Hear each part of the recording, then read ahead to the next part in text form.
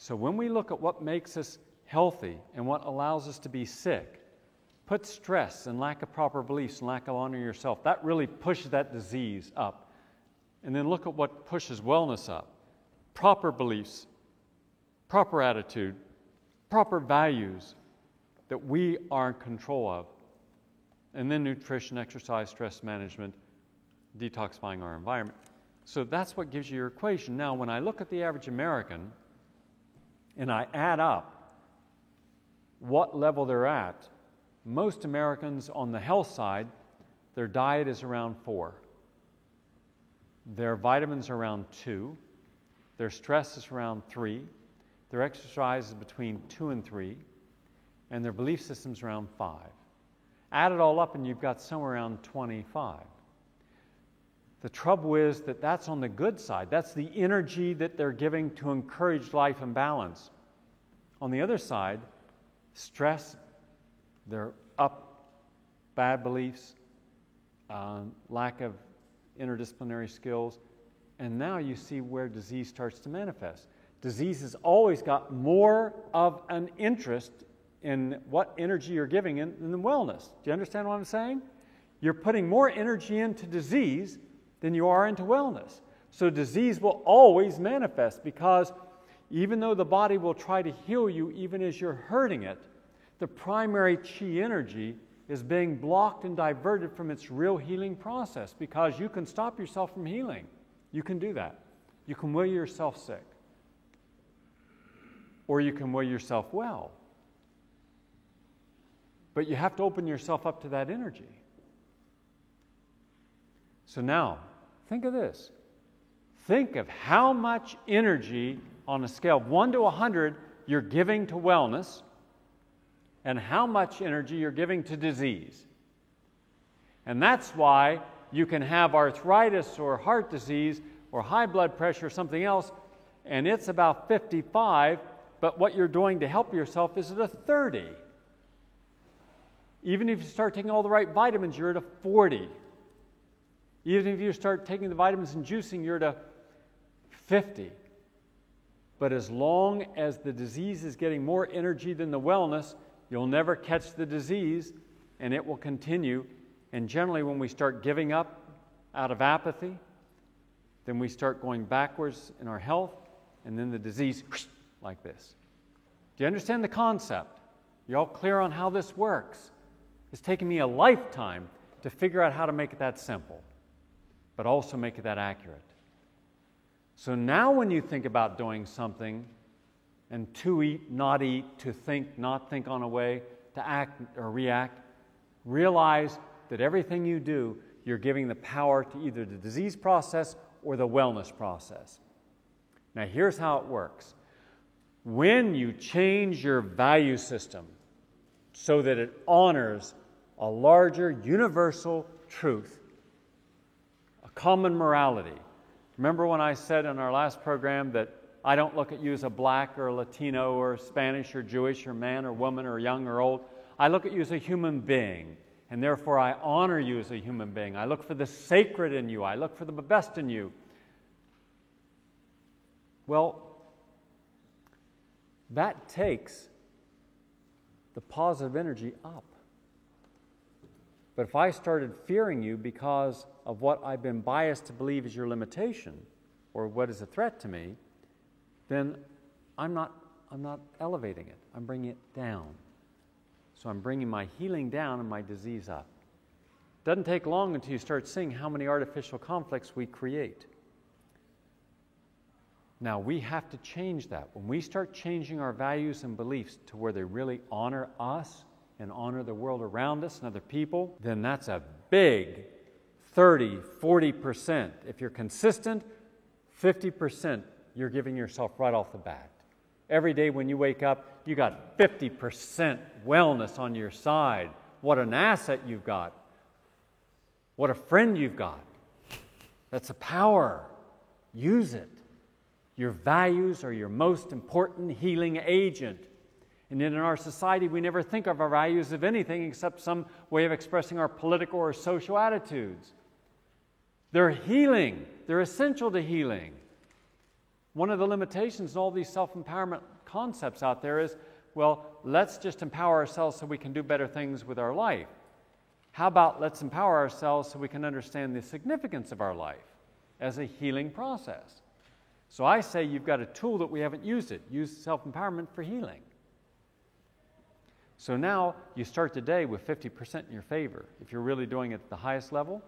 So everything else you do that day, you're exercising, you're dealing with stress, you're juicing, eating right.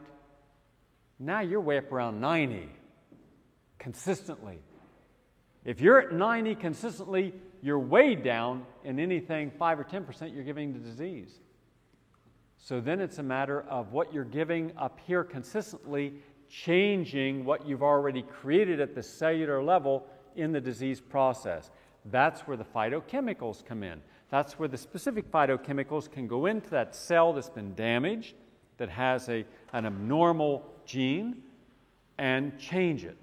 And when you can change what that gene is doing over a period of time by giving it excessive amounts of phytochemicals, more than what would be needed to prevent, you're now using it therapeutically. Do you understand? Prevention is at this level, therapeutic is at this level, optimal wellness is at this level. So I might take 10,000 milligrams a day of vitamin C to prevent any illnesses and viruses and bacteria from normal exchange, conversation, and pollution in the world and stress upon my system. But if I were sick, if I had hepatitis, if I had AIDS, if I had herpes, I might take 20,000 milligrams. I may take it intravenous at 100,000 milligrams until I bring it down. So this whole idea of like with macrobiotics and some of the others, well, we'll just eat this diet, but we won't take vitamins. They're clueless. They don't understand what this is about. That's why you don't get better on those programs, because there's nothing therapeutic. You can eat all the brown rice in the world, it's not therapeutic. Moo tea is not therapeutic. Do you understand what I'm saying? You must compensate to the degree that you have an imbalance with exceeding the imbalance in order to change the imbalance. Is that clear?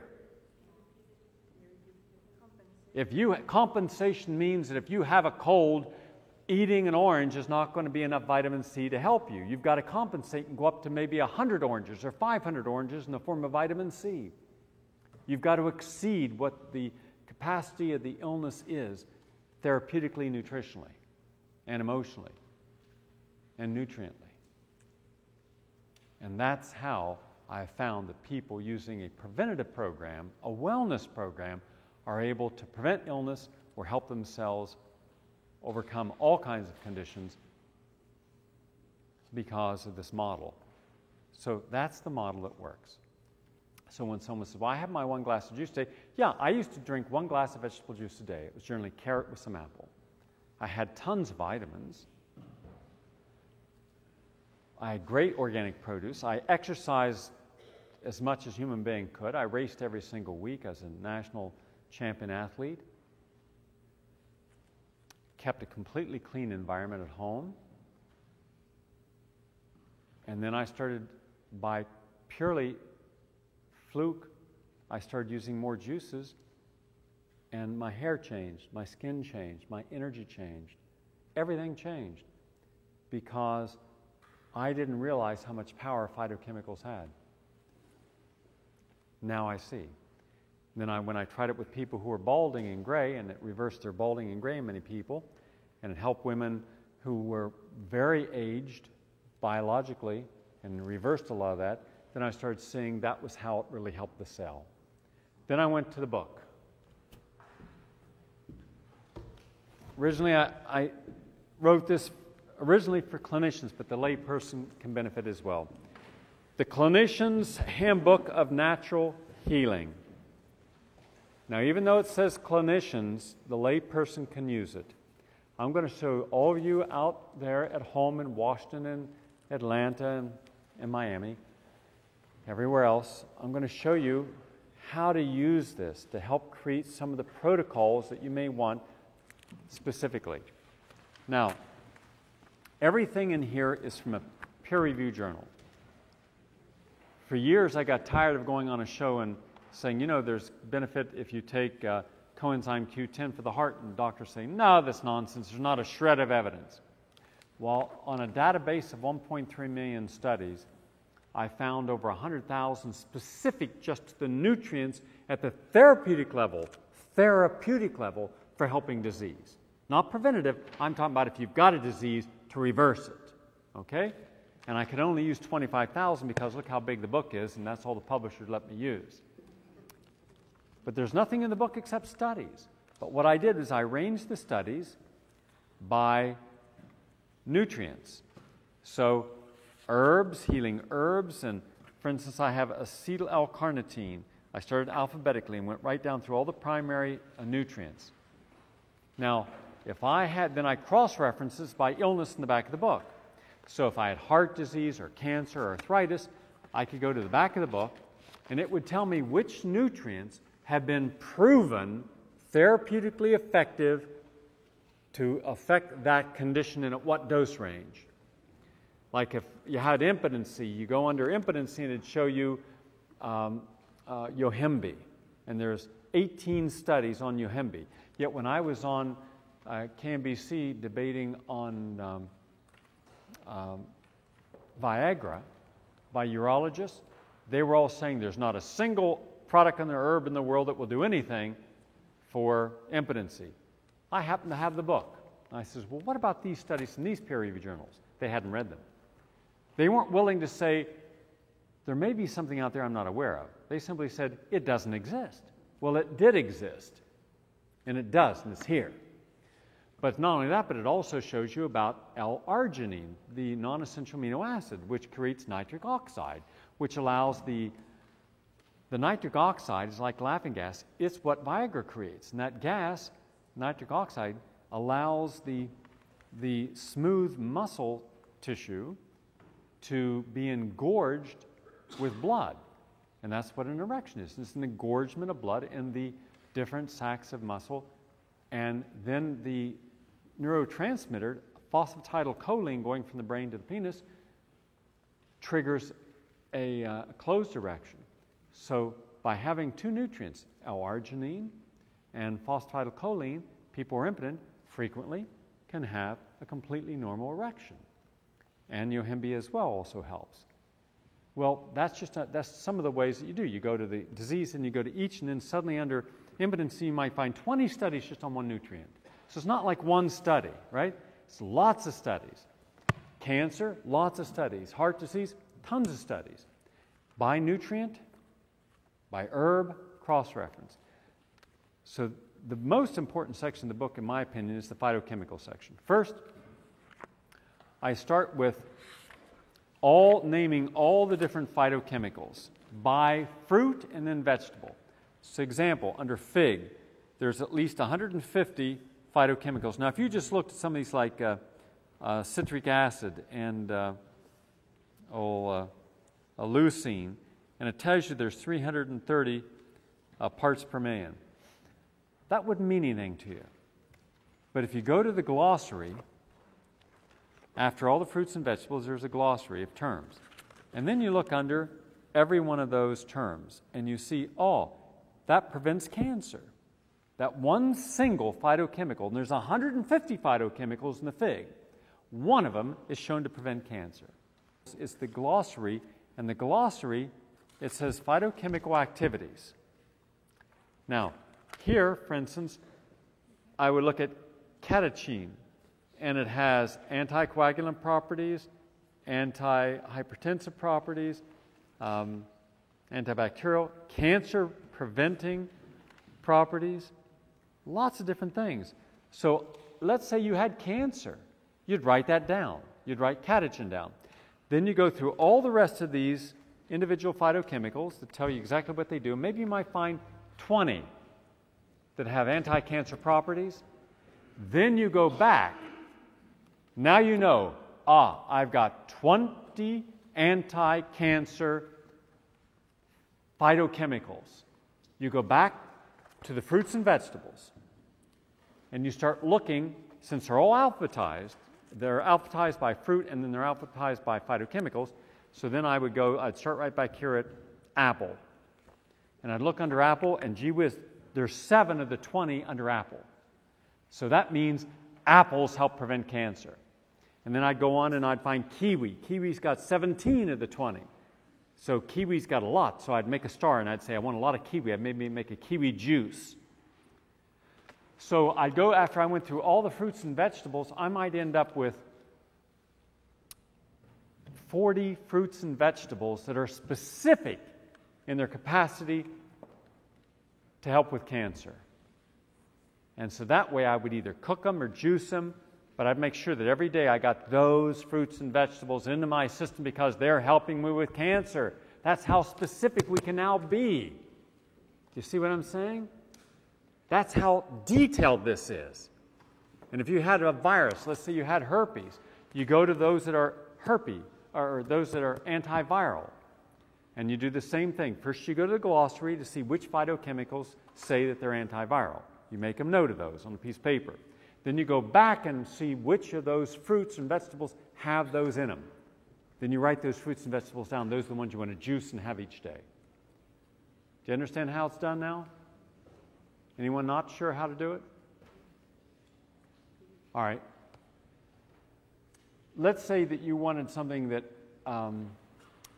helped you with hypertension. You go to your glossary and you look under each phytochemical, and each phytochemical tells you what it's good for. Now, sometimes a single phytochemical may have 15 things that it's good for.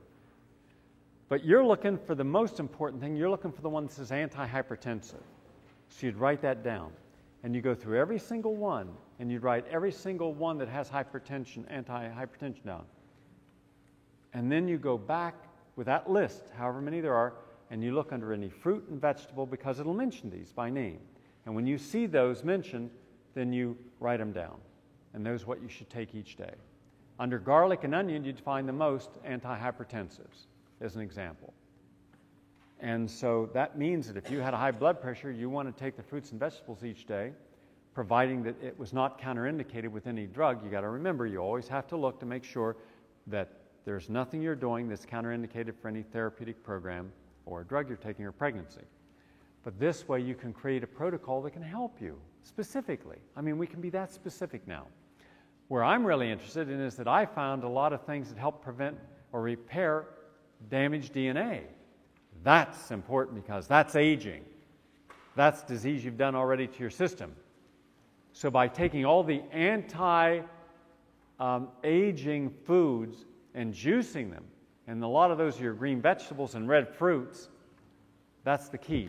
The red fruits had a lot of the gene-repairing phytochemicals. That's when you're flooding the body day in, day out, all day with the things that are repairing the cell, you're compensating. Damage that you might have done 20 years ago, you're compensating. Do you follow me? And so it's not just one glass of juice of one phytochemical that may have nothing to do with anything you've got. That's what the difference was. When the people were in the hair study, yeah, there were people who came to every class for a year and a half. But why is it only 5% of the people stuck with the whole protocol? The other 95% didn't want to stick with behavior modification or exercise or juicing. So I'd ask the people, there's a man, 84, who grew hair back, right? Totally bald for 30 years. Now he's got all this brown, long hair. A woman had all white hair, now she's got all black hair. Guy had salt and pepper mustache, now it's all brown. So I asked, what'd you do? He said, I stuck with the protocol. I was supposed to take 6 juices a day. I took 6 juices a day. Other people took 1 juice a day, maybe 1 every 2 days. They thought, well, I'm doing the program, but look at the difference in what was achieved. Big difference. So that's how you use this.